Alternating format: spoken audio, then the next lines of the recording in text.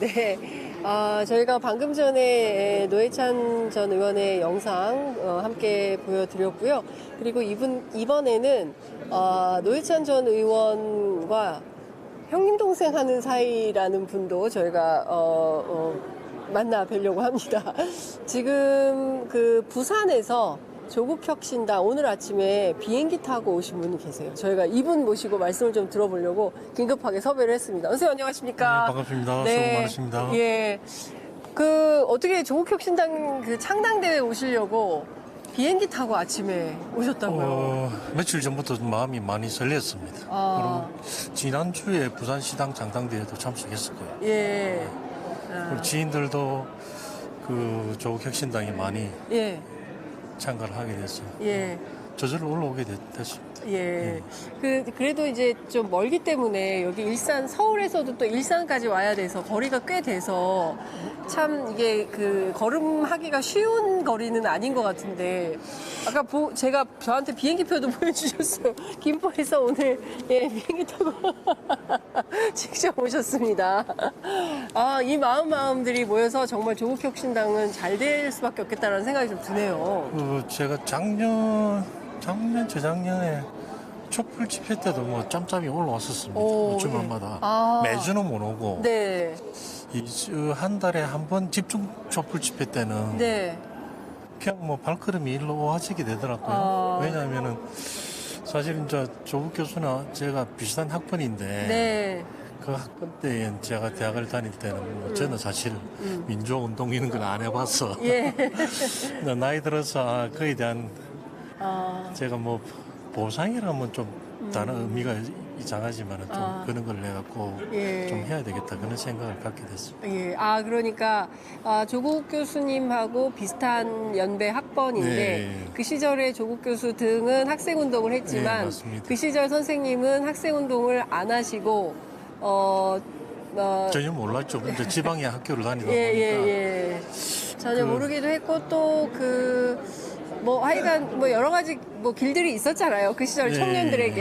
예. 그에 대한 부채의식 이런 것들이 그동안 오래 예. 마음속에 있었던 것 같습니다. 그때 나서지 못했던 예, 것에 대한 예, 미안함, 예, 그 동료들, 친구들에 대한 미안함. 네, 맞습니다.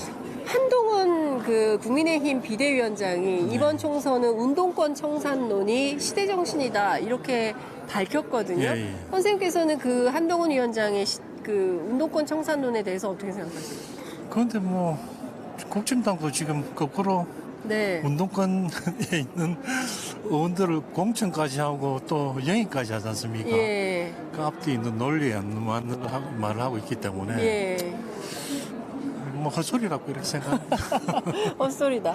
그 시절 학교에 학생들은 독재 타도, 그렇죠. 군부 독재 타도 외쳤을 때 적극적으로 활동하던 운동권, 그 시절 말로 학생들이 있고, 또, 나서지 못하는 학생들이 있었어요.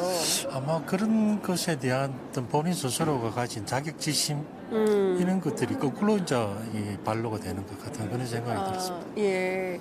그러니까 그게 시대정신이라는 말에는 동의하기가 어렵다 이런 네, 말씀으로 네, 저희가 맞습니다. 예. 선생님께서는 이번 총선이 좀 어떤 의미가 있는 선거라고 생각하세요? 뭐 제가 일반 깨시민으로서 뭐 네. 단언하기는 힘들지만 네. 정권을 조기에 종식시키고 네. 어떤 새로운 민주정부 수립에 저러한 기회가 아닐까 그런 생각이 듭니다. 네. 자, 이 정부를 3년은 너무 길다. 이게 네. 이제 슬로건인 걸로 알고 있는데, 조기 종식하려면 많은 의석이 좀 필요하지 않습니까? 네, 그러면 최소한 200석은 해야 네. 되는데요. 그 조국신당만으로 불가능한 영역 아닙니까? 그건 맞- 예, 그럼 어떻게 연대해야 됩니까? 결국에는 조국 교수가 이제 말씀하신 대로 지역은 1대1 구조로 간다 하셨으니까 네. 기존에 이제 민주당에 계신 분들이 염려하시는 네. 그런 저 후보 난입에 대한 어떤 민주진영 분열은 어쩔 없을 것이고 네. 그래서 이제 아마 물론 이제 국힘당도 조만간에 이제 공천이 끝나면은 네. 문제시 되겠지만 지금은 워낙 그 민주당의 공천 문제가 많이 부각되다 보니까 네. 많은 시민들이 실망은 하고 있지만 아마 이번 주를 기활해서 네. 그 문제가 물밑으로 가라앉으면은 다시 이제 시민들의 뭐 은밀했던 그 열화가 네. 아마 표심으로 뭐 나올 것 같습니다. 그리고 분명히 뭐 제 생각에는 서로 이제 상호 보완적인 네. 이런 역할 것 같은 예를 들어서 네. 자, 민주당에 실망하시는 분들도 조국 혁신당을 비례에 찍기 위해서 네. 투표장에 안 놓으실 분도 놓오게 하는 그 네. 역할도 네. 조국 혁신당이 하지 않을까. 그럼 그게 결국에는 네. 민주당의 플러스 요인이 된다. 이런 네. 생각을 하고 있습니다. 부산의 최근에 민심은 좀 어떻습니까? 특히 엑스포가 기대가 굉장히 컸는데 119대 29라는 충격적인 그렇죠. 네. 결과가 나왔고 또 성남 성남 민심을 달랜다면서 재벌 총수들 전부 데리고 가서 떡볶이 먹방을 대통령이 했어요. 맞습니다. 네. 그래서 이 두 가지 장면에 대해서 부산 시민들은 좀 어떤 평가를 하나요? 실질적으로 아마 그 많은 기대감을 갖게 하지 않았으면은 네. 실망감이 그리 크지는 않았을 건데 워낙 그 뻥카를 많이 날렸지 않습니까? 뻥카, 예. 그래서 실망감이 뭐 극도에 달해 있고 네. 예전의 분위기하고는 달리 상당 부분 부산에서도 민주당 국회의원들이 뭐 등원을 하지 않을까 그런 생각들을 그래요. 가지고 있습니다. 부산이 디비집니까? 뭐 디비질 정도는 아니더라도 아, 그래요? 많이 바뀌지 않을까. 아, 그리고 예. 특히 친구들끼리 이야기해보면은 네. 특히 수영구에 장애찬이 많은 네, 수영구. 절대로 뽑아서는 안 된다 그런 생각. 왜 또 장해찬 최고에 대해서 이렇게. 이제 우리 나이 먹은 사람들이 이제 장애찬 그 길을 보는 시각이 있지 않습니까? 어떤 겁니까? 어, 부산 사람들이.